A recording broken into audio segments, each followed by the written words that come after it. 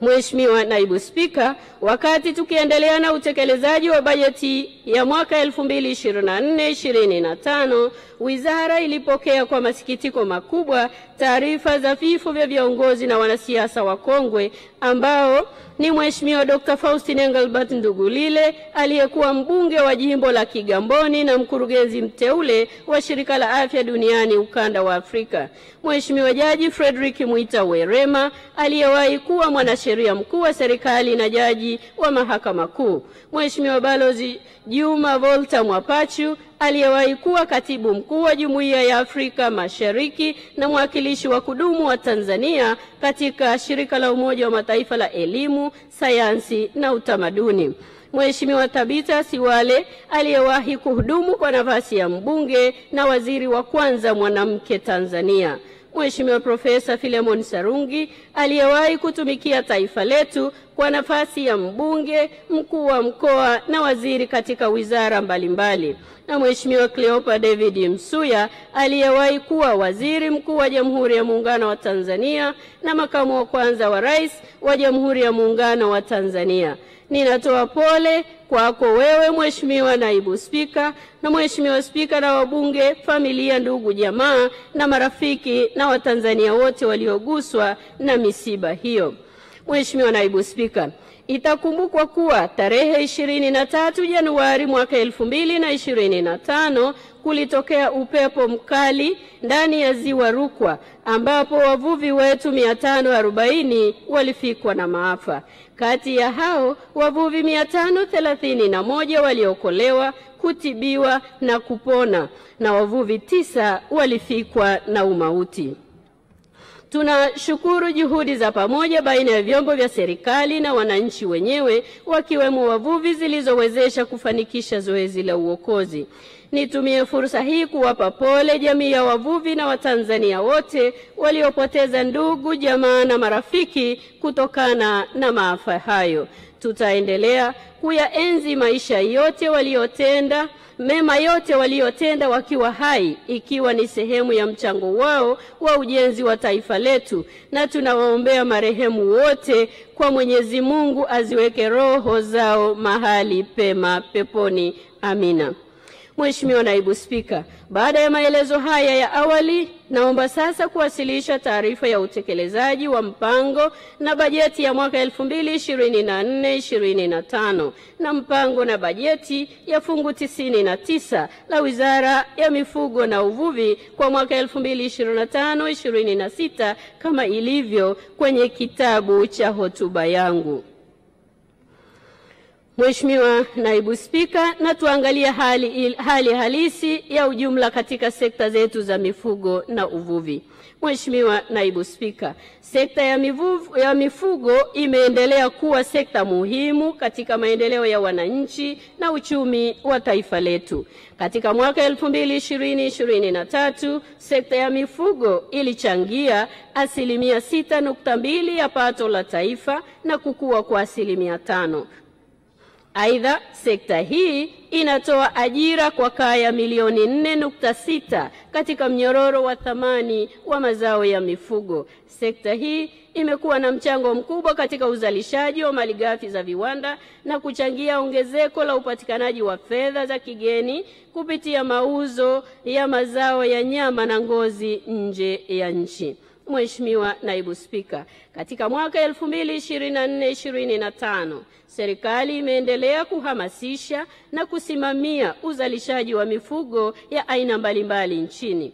Hatua hii imechangia kuongezeka kwa thamani ya mifugo kutoka shilingi trilioni 30 bilioni 489,866,668 kwa mwaka 2023-2024 hadi shilingi trilioni 33 bilioni 216,845,677,000 kwa mwaka 2024-2025 kwa makundi yote ya mifugo.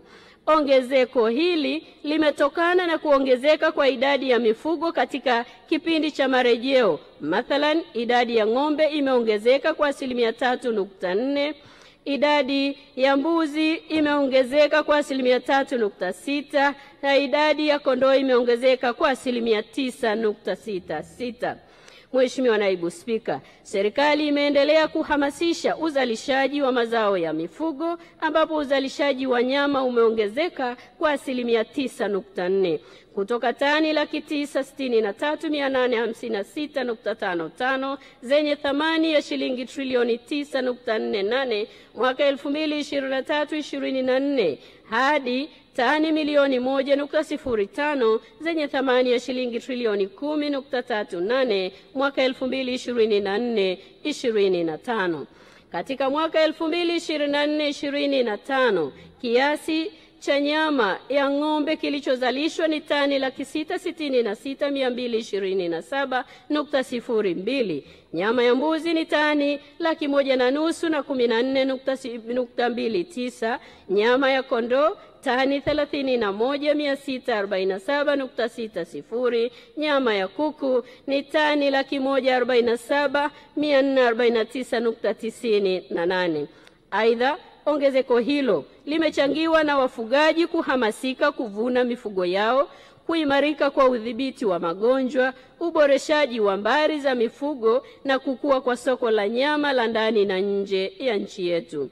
Haya ni matokeo chanya ya utayari na jitihada za dhati za mfugaji namba 1 nchini na Rais wa Jamhuri ya Muungano wa Tanzania Dr. Samia Suluhu Hassan aliamua kuzipa kipaumbele sekta za uzalishaji tangu alipoingia madarakani miaka 4 iliyopita. Mheshimiwa Naibu Spika, Wizara kupitia Bodi ya Maziwa Tanzania imeendelea kuhamasisha ufugaji bora wa ng'ombe wa maziwa, hali iliyopelekea ongezeko la uzalishaji wa maziwa kutoka lita bilioni 3.97 zenye thamani ya shilingi trilioni 3.18 mwaka 2023-24 hadi kufikia lita bilioni 4.01 mwaka 2024-25 zenye thamani ya shilingi trilioni 3.21, sawa na ongezeko la 1%. Ongezeko la uzalishaji wa maziwa limechangiwa na utoaji elimu ya ufugaji bora wa ng'ombe wa maziwa kibiashara pamoja na kuongezeka kwa ng'ombe wa maziwa kutoka milioni 1.32 kwa mwaka uliopita hadi ng'ombe milioni 1.41 mwaka 2024-25. Mheshimiwa Naibu Spika, serikali imeendelea kuimarisha upatikanaji wa malisho kwa ajili ya mifugo. Katika mwaka 2024-25, serikali imetenga hekta 23,589.7 za malisho na kufanya ardhi iliyotengwa kwa ajili ya malisho kufikia hekta 3,489,701.13 kutoka hekta 3,466,111.43 kwa mwaka uliopita. Hali ya upatikanaji wa malisho katika ardhi ya malisho nchini imeongezeka kutoka tani milioni 110,659,032 mwaka uliopita hadi tani milioni 110,983,390.54 mwaka 2024-25. Aidha, serikali inaendelea na jitihada za upatikanaji wa malisho kwa ajili ya mifugo kwa kuongeza uwekezaji na kuhamasisha sekta binafsi na wafugaji wenyewe kutenga na kuendeleza ardhi kwa ajili ya malisho ya mifugo yetu. Mheshimiwa Naibu Spika, serikali imeendelea kudhibiti magonjwa ya mifugo kwa kuwezesha upatikanaji na usambazaji wa chanjo za magonjwa mbalimbali ya mifugo ambapo katika mwaka 2024-25 jumla ya dozi milioni 728.15 zimesambazwa nchini. Sekta ya uvuvi. Mheshimiwa Naibu Spika, sekta ya uvuvi imeendelea kuwa sekta muhimu katika maendeleo ya uchumi wa taifa letu.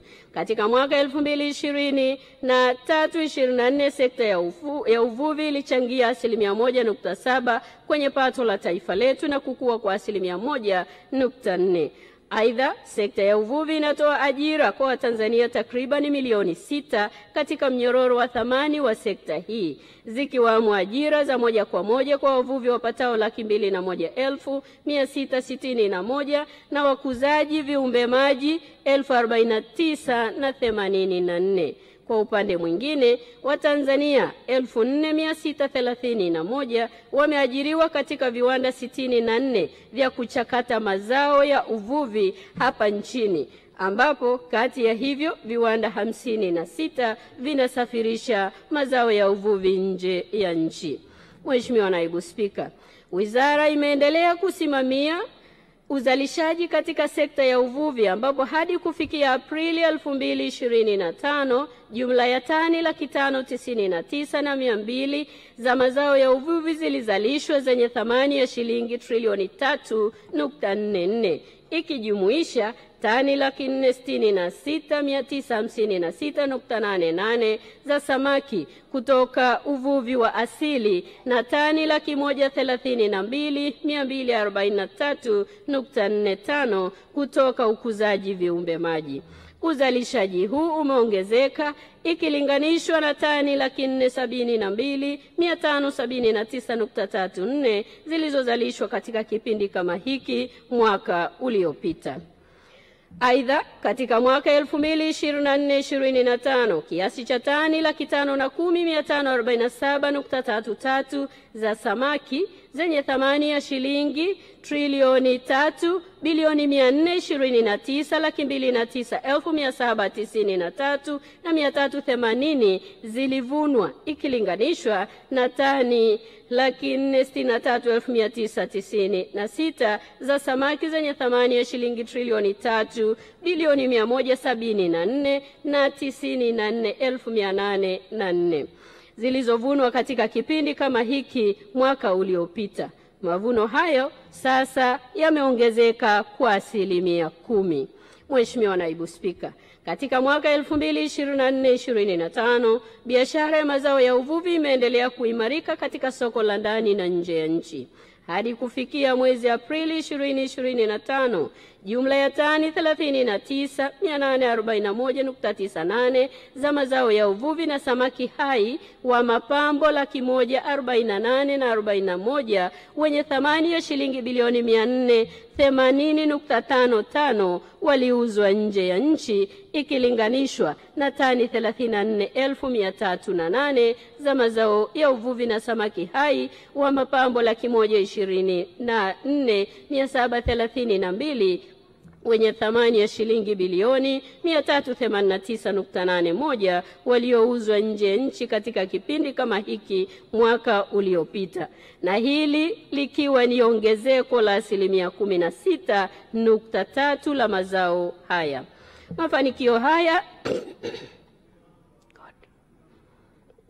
Mafanikio hayo yametokana na juhudi za dhati zinazofanywa na Mheshimiwa Rais wetu wa Jamhuri ya Muungano wa Tanzania, Dr. Samia Suluhu Hassan, ya kuiwezesha sekta hii, hususan kuwapatia wavuvi wetu boti na vifaa vyake vya kisasa. Tunakushukuru sana Mheshimiwa Rais wetu. Mheshimiwa Naibu Spika, na sasa tuangalie utekelezaji wa mpango na bajeti kwa mwaka 2024-2025. Mheshimiwa Naibu Spika, katika mwaka 2024-2025 fungu 99 lilitengewa jumla ya shilingi bilioni 460,333,602,000. Kati ya fedha hizo, kiasi cha shilingi bilioni 97,215,432,000 kilitengwa kwa ajili ya matumizi ya kawaida, na kiasi cha shilingi bilioni 363,118,170,000 kilitengwa kwa ajili ya matumizi ya maendeleo. Hadi Aprili 2025, jumla ya shilingi bilioni 131,936,236,286.44 zimetolewa, sawa na 28.67% ya bajeti yote iliyotengwa. Matumizi ya kawaida. Mheshimiwa Naibu Spika, katika bajeti ya mwaka 2024-2025 Wizara ya Mifugo na Uvuvi iliidhinishiwa kutumia shilingi bilioni 97,215,432,000 kwa ajili ya matumizi ya kawaida. Kati ya fedha hizo, shilingi bilioni 44,847,492,000 ni matumizi ya mishahara na shilingi bilioni 52,367,940,000 ni matumizi mengineyo. Aidha, hadi Aprili 2025, shilingi bilioni 53,268,626,952.59 zimepokelewa, sawa na 54% ya bajeti ya matumizi ya kawaida. Kati ya fedha hizo, shilingi bilioni 31,941,441,661.2 sawa na 71.31 ni kwa ajili ya mishahara na shilingi bilioni 21,287,188,91.39 sawa na 40.65 ni kwa ajili ya matumizi mengineyo. Miradi ya maendeleo. Mheshimiwa Naibu Spika, katika bajeti ya mwaka 2024-2025 Wizara ya Mifugo na Uvuvi iliidhinishiwa shilingi bilioni 363,118,170,000 kwa ajili ya kutekeleza miradi ya maendeleo. Kati ya fedha hizo, shilingi bilioni 242 na milioni 78,803,000 ni fedha za ndani na shilingi bilioni 121 na 31,367,000 ni fedha za nje. Hadi Aprili 2025, jumla ya shilingi bilioni 86,562,975 na shilingi 4 senti 59 sawa na 23.84 ya bajeti ya maendeleo zimepokelewa. Kati ya fedha hizo zilizopokelewa, shilingi bilioni 85 na milioni 5,495,000 na shilingi 4.59 ni fedha za ndani sawa na 35.11 ya bajeti ya fedha za maendeleo za ndani na shilingi bilioni 1,557,480,000 ni fedha za nje. Makusanyo ya maduhuli ya serikali.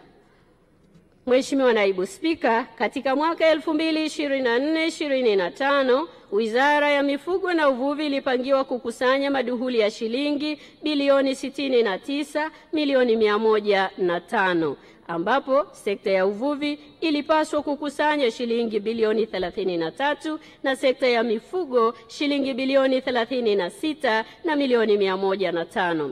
Mheshimiwa Naibu Spika, hadi Aprili 2025 Wizara imekusanya maduhuli ya shilingi bilioni 56 na milioni 68,97,105.84 sawa na 97.94 ya lengo lililokusudiwa. Aidha, katika makusanyo hayo, sekta ya mifugo imekusanya shilingi bilioni 29,567,520,317.28 kati ya shilingi bilioni 30 na milioni 87 zilizokusudiwa kukusanya, ikiwa ni sawa na 96.56 ya lengo hilo. Mheshimiwa Naibu Spika, sekta ya uvuvi yenyewe imekusanya maduhuli ya shilingi bilioni 26,601,376,788.56 kati ya shilingi bilioni 27 na milioni 500 iliyokusudiwa, sawa na 96.73. Mheshimiwa Naibu Spika, katika mwaka wa fedha 2024-2025 Wizara imetekeleza maeneo manne ya vipaumbele. ambayo moja ni kuongeza uzalishaji, masoko na thamani ya mazao ya mifugo na uvuvi; mbili, kuimarisha ulinzi na usimamizi wa rasilimali za mifugo na uvuvi; tatu, kuhamasisha uwekezaji katika sekta za mifugo na uvuvi; na nne ni kuimarisha utafiti, mafunzo na huduma kwa sekta za mifugo na uvuvi. Mheshimiwa Naibu Spika, serikali imeendelea kutekeleza shughuli mbalimbali kwa lengo la kupata mifugo bora na ufugaji wenye tija. Maeneo yaliyopewa umuhimu mkubwa ni pamoja na kuimarisha huduma za uhimilishaji, uzalishaji na usambazaji wa mitamba, uzalishaji wa kuku wa nyama na mayai, pamoja na kuboresha biashara ya mifugo na mazao yake. Mheshimiwa Naibu Spika, kuhusu huduma za uhimilishaji, Wizara kupitia kituo chetu cha uhimilishaji cha Taifa kwa mwaka 2024-2025 kimezalisha jumla ya dozi za mbegu 110,434 sawa na 73.62% ya lengo la kuzalisha dozi 1,100,000. Aidha, kati ya dozi hizo zilizozalishwa, dozi 92,587 zimesambazwa kwa wafugaji kwa ajili ya kuhimilisha mifugo yao. Pia kituo chetu cha uhimilishaji kimepokea dozi za mbegu 5,200 kutoka kwa wadau wa nje, ikiwemo dozi 4,200 za mbegu ya ng'ombe wa maziwa na dozi 1,000 za ng'ombe wa nyama ambazo zimesambazwa tayari kwa wafugaji. Vile vile, kituo kimeendelea kuwajengea uwezo wa himilishaji ambao hadi Aprili 2025 jumla ya wahimilishaji 232 kutoka mamlaka za serikali za mitaa wamepatiwa mafunzo na wamewezesha uhimilishaji wa ng'ombe 72,731 katika mikoa yote 26. Uhimilishaji huo wa mifugo kwa mwaka 2020-2025 umeendelea kukua ikilinganishwa na ng'ombe 67,355 waliohimilishwa katika kipindi kama hiki mwaka uliopita. Uzalishaji na usambazaji wa mitamba. Mheshimiwa Naibu Spika, katika jitihada za kuendeleza kuboresha mbari za mifugo nchini, serikali imeendelea kuyaimarisha mashamba 5 ya kuzalisha mifugo yenye jumla ya ng'ombe 6,542. Aidha, katika mwaka 2024-2025 mashamba hayo yamezalisha jumla ya mitamba bora 416 sawa na 41% ya lengo la kuzalisha mitamba 1,000, na mitamba 147 tayari imesambazwa kwa wafugaji. Pia mashamba ya watu binafsi 8 yamezalisha mitamba bora 3,066 na tayari mitamba 2,893 imeshasambazwa. Ni wazi serikali itaendelea kuboresha mashamba yake kwa kuwekeza zaidi kutokana na ongezeko la mahitaji ya mitamba ili kutosheleza mahitaji hayo. Uzalishaji wa kuku wa nyama na mayai. Mheshimiwa Naibu Spika, serikali imeendelea kuweka mazingira wezeshi kwa sekta binafsi kuweza kuwekeza kwenye sekta ya kuku ili kutoa ajira kwa wananchi walio wengi, hasa vijana na wanawake. Hadi kufikia Aprili 2025, jumla ya mashamba 25 ya kuku wazazi na vitotoleshi 28 yenye mtaji wa shilingi bilioni 543,999,040 yameanzishwa. Aidha, uwekezaji huo umewezesha kuzalisha jumla ya vifaranga vya kuku milioni 71,526,458 ambavyo vyote vimesambazwa nchi nzima. Kati ya vifaranga hivyo milioni 59,112,160 ni vya kuku wa nyama, milioni 3,726,804 vya kuku wa mayai na milioni 8,687,494 vya kuku chotara.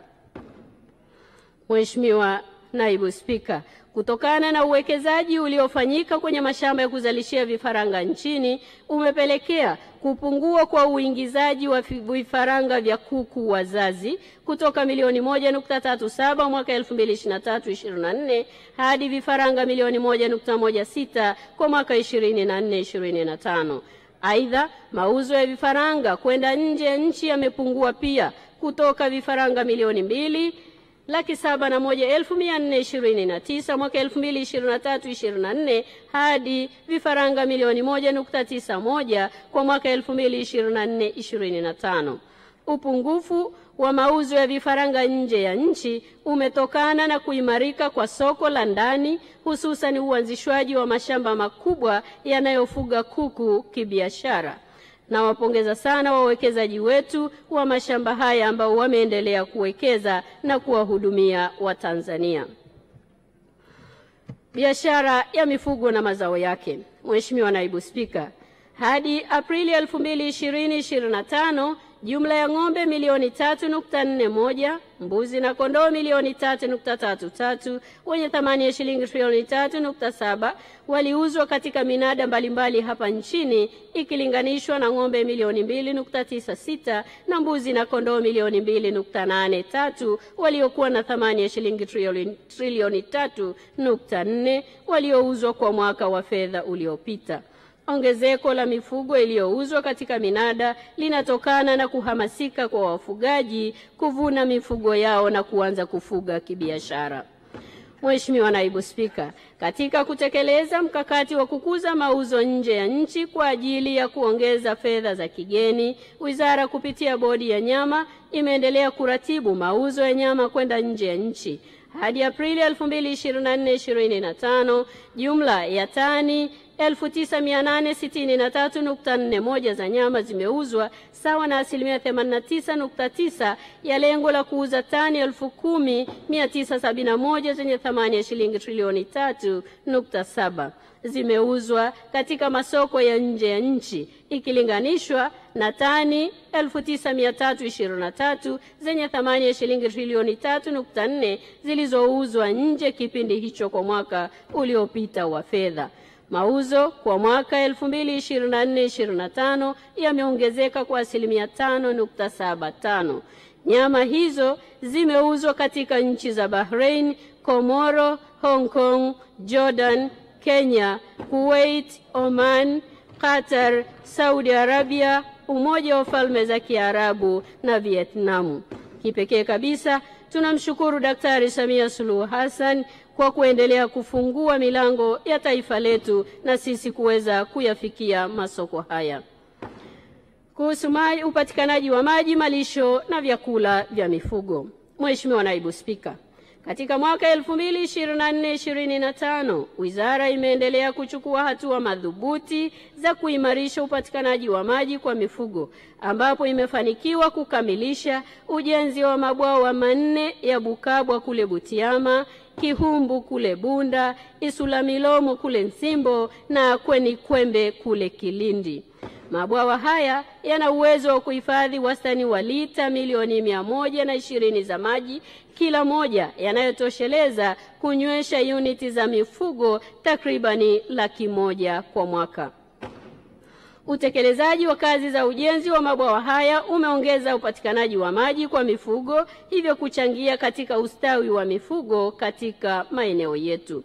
Mheshimiwa Naibu Spika, katika kuimarisha uzalishaji na utendaji kazi katika mashamba ya serikali ya kuzalisha malisho na mbegu, katika mwaka 2024-25 Wizara imekamilisha ujenzi wa ghala katika shamba la malisho lililopo katika kituo cha Taliri Mpwapwa kwa ajili ya kuhifadhia malisho na mbegu za malisho. Vile vile ujenzi wa ghala katika shamba la mbegu za malisho Vikuge Kibaha unaendelea na umefikia 60%. Huku katika shamba la mbegu za malisho la Langwira Mbarali ujenzi ukiwa umefikia 45%. Utatuzi wa migogoro baina ya wafugaji na watumiaji wengine wa ardhi. Mheshimiwa Naibu Spika, mahusiano mazuri baina ya wafugaji na watumiaji wengine wa ardhi ni nyenzo muhimu katika uzalishaji, ustawi na maendeleo ya sekta ya mifugo. Ili kuimarisha mahusiano hayo, Wizara imeendelea kuchukua hatua mbalimbali, ikiwemo kuwajengea uwezo wafugaji kuhusu umuhimu wa kumiliki na kuendeleza ardhi za malisho na ufugaji wenye tija. Wizara inaendelea kutekeleza mpango wa mashamba darasa ya malisho na kushiriki katika utekelezaji wa kampeni ya Tutunzane kule Mvomero, Morogoro. Kampeni hii ilizinduliwa na Mheshimiwa Dr. Samia Suluhu Hassan, Rais wa Jamhuri ya Muungano wa Tanzania, tarehe 3 Agosti 2024 kwa lengo la kuhamasisha wafugaji kumiliki ardhi kwa ajili ya malisho, kuendeleza ardhi zao za malisho na kwa kuotesha malisho na kuzingatia hifadhi ya mazingira. Wizara imewezesha kampeni hiyo kwa kutoa jumla ya kilo 15,000 za mbegu za malisho aina ya Junkao na kilo 527 za mbegu za malisho aina ya Rhodes kwa wafugaji katika maeneo mbalimbali nchini. Uendelezaji wa rasilimali za vyakula vya mifugo. Mheshimiwa Naibu Spika, Wizara imeendelea kuboresha mazingira ya biashara ya vyakula vya mifugo pamoja na kuhamasisha sekta binafsi kuwekeza katika usindikaji wa vyakula vya mifugo. Katika mwaka 2024-2025, jumla ya tani 720,000 za vyakula vya mifugo zenye thamani ya shilingi trilioni 1.15 zilizalishwa ikilinganishwa na tani 380,000 kwa mwaka 2023-2024, sawa na ongezeko la 89.47. Utekelezaji wa programu ya Jenga Kesho Iliyo Bora ya Maisha.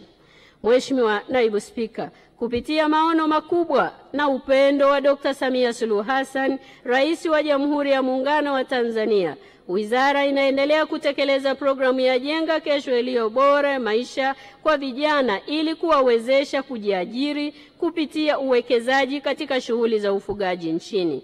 Kupitia programu hiyo, jumla ya vikundi 20 vyenye vijana 106 wamepatiwa ekari 1761 katika ranchi ya Kagoma na kupewa mkopo usio na riba wa jumla ya shilingi milioni 934,231 kupitia Benki ya Maendeleo ya Kilimo Tanzania kwa ajili ya kuendesha shughuli za unenepeshaji ng'ombe. Hadi Aprili 2025, jumla ya ng'ombe 627 wenye thamani ya shilingi milioni 455,440,000 walinunuliwa kwa wastani wa shilingi 720,000 kwa kila ng'ombe na kunenepeshwa. Kati ya ng'ombe hao 452 wenye thamani ya shilingi milioni 402,280,000 waliuzwa kwa wastani wa shilingi 890,000 kwa kila ng'ombe na kupatikana kwa faida ya shilingi 76,840,000 ikiwa ni wastani wa faida ya shilingi 170,000 kwa kila ng'ombe kwa kijana kwa muda wa miezi mitatu tu. Hakika tumeanza na kazi inaendelea. Vijana wetu, kaeni mkao wa kazi, kwani utajiri upo kwenye mifugo. Udhibiti wa magonjwa ya mifugo. Mheshimiwa Naibu Spika, serikali imeendelea kudhibiti magonjwa yanayovuka mipaka kwa kusimamia na kuratibu shughuli za uchanjaji wa mifugo.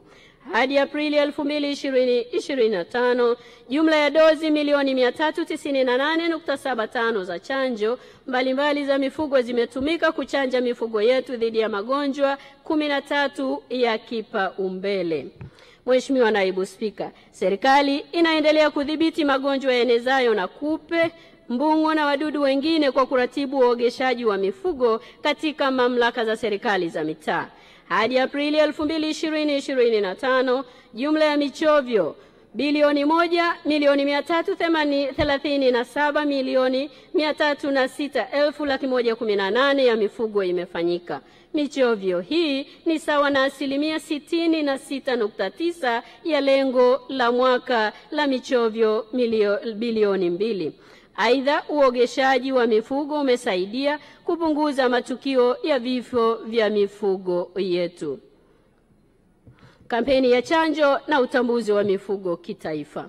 Mheshimiwa Naibu Spika, Katika kutekeleza kampeni ya chanjo na kujenga uelewa kwa wadau juu ya kampeni ya chanjo na utambuzi wa mifugo kitaifa, wizara imefanya uzinduzi wa hamasa ya kampeni ya chanjo kitaifa kwa kuwakutanisha wadau wa mifugo 762 wakiwemo makatibu tawala wa mikoa 26, wakuu wa idara na wakuu wa sehemu ya mifugo na maafisa tehama kutoka halmashauri zetu zote 184. Mheshimiwa Naibu Spika, katika kutekeleza kampeni ya chanjo na utambuzi wa mifugo kitaifa, serikali imenunua jumla ya hereni za kidijitali milioni 36,323,300 kwa ajili ya utambuzi wa mifugo. Aidha, jumla ya ng'ombe milioni 19,99,100, mbuzi na kondoo milioni 17,224,200 wanatarajiwa kupatiwa chanjo na kutambuliwa kwa kuwekewa hereni za kidijitali na taarifa zao kuingizwa kwenye mfumo wa utambuzi na ufuatiliaji wa mifugo. Lengo kuu la utambuzi wa mifugo ni kukidhi matakwa ya soko la kikanda na kimataifa linalohitaji kila mnyama na mazao yake kuwa na alama ya utambuzi, kuwezesha wafugaji kupata mikopo na bima, kudhibiti wizi wa mifugo, kurahisisha ufuatiliaji na udhibiti wa magonjwa na kuwezesha serikali na wadau kuweka mipango ya kuhudumia mifugo na wafugaji kwa kuwa idadi yao itajulikana sasa. Mheshimiwa Naibu Spika, upumzishaji wa shughuli za uvuvi kwa muda.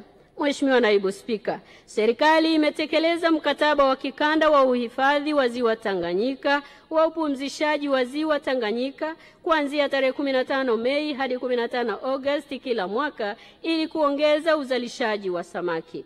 Katika mwaka 2020-2024, mavuno ya samaki kutokana na upumzishwaji huo yaliongezeka kwa 55.3 kufikia tani 38,999 zenye thamani ya shilingi bilioni 324,845,566,200 katika kipindi cha miezi minne tu baada ya kufungua ziwa mwezi Septemba, ikilinganishwa na tani 25,113.42 zenye thamani ya shilingi bilioni 166,476,911,200 kwa kipindi kama hicho mwaka 2020-2023.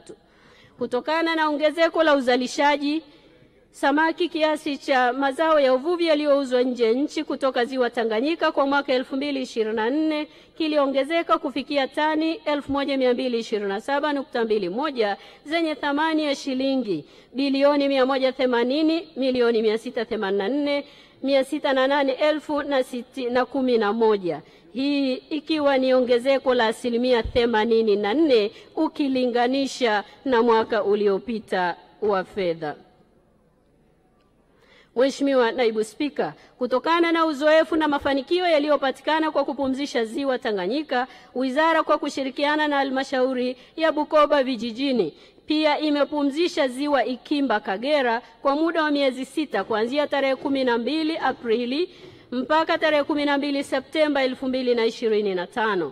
Sambamba na kupumzishwa kwa ziwa hilo, serikali imepandikiza vifaranga milioni 2 ili kuongeza uzalishaji wa samaki wa asili kwa lengo la kuongeza kipato na lishe kwa maeneo yanayozunguka ziwa hilo. Aidha, serikali inaendelea na utafiti wa uwezekano wa ufugaji wa kutumia teknolojia ya vizimba kwa maziwa makuu, mabwawa pamoja na maji madogo nchi nzima. Mheshimiwa Naibu Spika, hadi Aprili 2020-2024, wizara imetambua maeneo 99 yenye jumla ya ukubwa wa kilomita za mraba 220.22 yanayofaa kwa ufugaji wa vizimba katika ziwa Victoria na kuyafanyia tathmini ya kimkakati ya mazingira. Mheshimiwa Naibu Spika, tunazo fursa na tumeamua kugeuza fursa hizo kuwa matunda mema kwa Watanzania na taifa letu. Daktari Samia Suluhu Hassan, rais wetu, ameamua kutekeleza kwa vitendo kauli ya baba wa taifa aliyowahi kusema kwamba kitakacho tutofautisha sisi na wao si uwezo wa kufikiri, bali uwezo wa kuamua lililo sahihi baada ya kufikiri. Mheshimiwa Naibu Spika,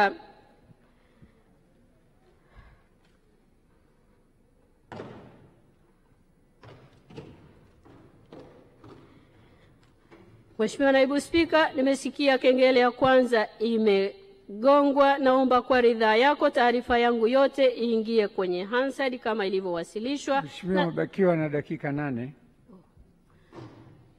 Sawa, Mheshimiwa Naibu Spika, naomba sasa niende kwenye mpango na bajeti kwa mwaka 2025-26.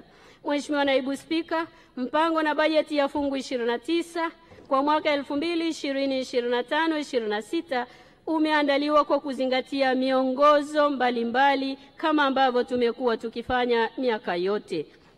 Mheshimiwa Naibu Spika, katika mwaka huu mpango na bajeti ya Wizara ya Mifugo na Uvuvi utatekelezwa kupitia vipaumbele vifuatavyo: 1. Kuongeza uzalishaji, masoko na thamani ya mazao ya mifugo yetu pamoja na uvuvi, kuimarisha ulinzi na usimamizi wa rasilimali za mifugo na uvuvi, kuhamasisha uwekezaji katika sekta za mifugo na uvuvi na kuimarisha utafiti, mafunzo na huduma kwa sekta za mifugo na uvuvi. Mheshimiwa Naibu Spika, kupitia fungu 99 tumepangiwa kukusanya jumla ya shilingi bilioni 74,105,000 na 1,000. Kati ya kiasi hiki shilingi bilioni 38 na milioni 300 zinatarajiwa kukusanywa kupitia sekta ya mifugo na uvuvi, sekta ya mifugo, na shilingi bilioni 35,805,000 na 1,000 kupitia sekta ya uvuvi. Mheshimiwa Naibu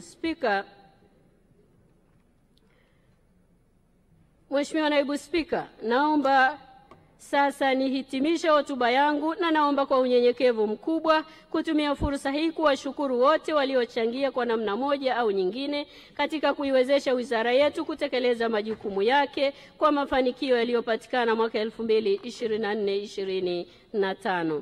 Mheshimiwa Naibu Spika, naomba kutumia fursa hii kwa unyenyekevu mkubwa kabisa kumshukuru tena Mheshimiwa Dr. Samia Suluhu Hassan, Rais wa Jamhuri ya Muungano wa Tanzania, kwa kuliongoza taifa letu kwa weledi, umahiri na maarifa pamoja na maelekezo anayotupatia kama wizara kuhakikisha rasilimali za mifugo na uvuvi zinachangia katika uchumi wa taifa letu kwa maendeleo endelevu.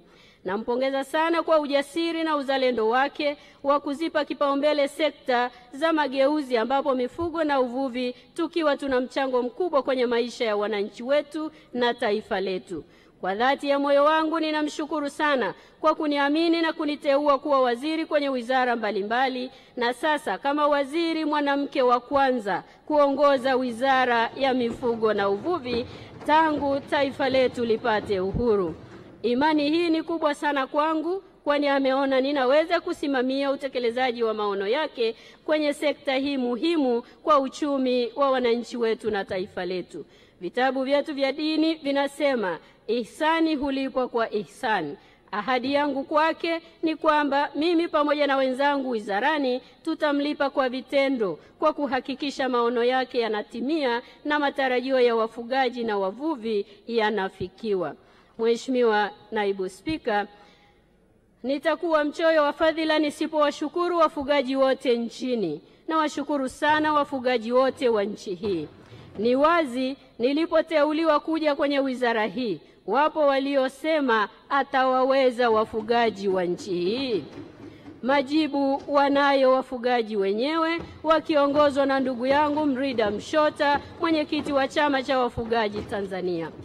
Tumetulia, tunafuga mifugo yetu kwa amani kabisa, na sasa tunakwenda kuhakikisha tunayafikia masoko yote kwa ajili ya mifugo yetu na mazao yake. Dr. Samia Suluhu Hassan, mfugaji namba 1 nchi hii, alishakamilisha kazi yake ya diplomasia ya uchumi. Masoko yapo tayari dunia nzima, na kubwa zaidi ametuwezesha kupata chanjo kwa ajili ya mifugo yetu nchi nzima. Zoezi kama hili lilifanyika kipindi cha awamu ya kwanza, na sasa ameweza yeye, si mwingine ni mama mlezi wa taifa na mfugaji namba 1 ndani ya taifa letu. Sisi wafugaji tunasema Mheshimiwa Rais, tupo tayari kwa mambo mawili makubwa. Moja ni kukupa kura ifikapo mwezi Oktoba 2025 ili tuendelee kunufaika na utumishi wako, na pili kupeleka mifugo yetu na mazao yake duniani. Hakika tunakwenda kukulipa mama yetu. Mheshimiwa Naibu Spika, kwa wavuvi wenzangu kuanzia Ikimba hadi Bahari ya Hindi, asanteni sana kwa ushirikiano wenu na kujitoa kwenu kwa ajili ya maendeleo ya taifa letu. Mmekuwa mashuhuda wa kazi nzuri iliyofanywa na Dr. Samia Suluhu Hassan, na tumeona kwa pamoja jinsi alivyobadilisha maisha ya wavuvi hapa nchini kwa kutuwezesha kupata boti mpya za kisasa za uvuvi pamoja na vizimba vya kufugia samaki ambavyo matunda yake tunayaona. Mheshimiwa Rais, sisi wavuvi tunakushukuru sana kwa kutupatia vitendea kazi hivyo, na tunaahidi kuendelea kufanya kazi kwa bidii ili kuongeza kipato pamoja na kuboresha maisha yetu. Hivyo sisi wavuvi tunatambua kwamba tuna deni kwako, na tunakuahidi tunaenda kulilipa mwezi Oktoba 2025 kupitia boksi la kura. Mheshimiwa Naibu Spika, naomba pia kutoa shukrani zangu za dhati kwa wananchi wa jimbo la Kondoa ambao muda wote wameendelea kuniunga mkono katika kutekeleza majukumu yangu ya jimbo na ya taifa letu. Naomba niwahakikishie kuwa nitaendelea kuwatumikia kwa juhudi na maarifa kubwa ili kuleta mabadiliko ya kimaendeleo katika jimbo letu na taifa kwa ujumla. Kwa wana CCM wenzangu ndani ya jimbo la Kondoa, kuanzia ngazi ya shina hadi wilaya, na leo tukiwa tumewakilishwa hapa bungeni na viongozi wa Jumuiya ya Wanawake Tanzania kata zote 21, Jumuiya ya Wazazi kata zote 21, pamoja na sekretarieti yetu ya wilaya, nina uhakika kazi za Kamsese ndani ya jimbo la Kondoa sio za kumulika kwa tochi. Zinaonekana wazi kwa sekta zote za kiuchumi na kijamii. Naye mnamuona bado yupo imara kabisa, na ninawashukuru sana kwa tamko lenu wana Kondoa kwamba hamuhitaji mabadiliko ya uongozi kwenye jimbo la Kondoa. Nami nawaambia nipo tayari kwa mchaka mwingine kwa miaka 5 ijayo, na ndipo tulipoelekezwa tuseme kwamba kazi na utu tunasonga mbele. Mheshimiwa Naibu Spika, naomba sasa niombe fedha kwa heshima na taadhima. Katika mwaka 2025-26, Wizara ya Mifugo na Uvuvi inaomba kutumia jumla ya shilingi bilioni 476,655,072. Kati ya fedha hizi, shilingi bilioni 101,516,670,000 ni kwa ajili ya matumizi ya kawaida, na shilingi bilioni 375,138,402,000 ni kwa ajili ya miradi ya maendeleo. Mheshimiwa Naibu Spika, naomba nitoe shukrani zangu za dhati kwako na kwa waheshimiwa wabunge kwa kunisikiliza. Asanteni sana, na naomba kutoa hoja.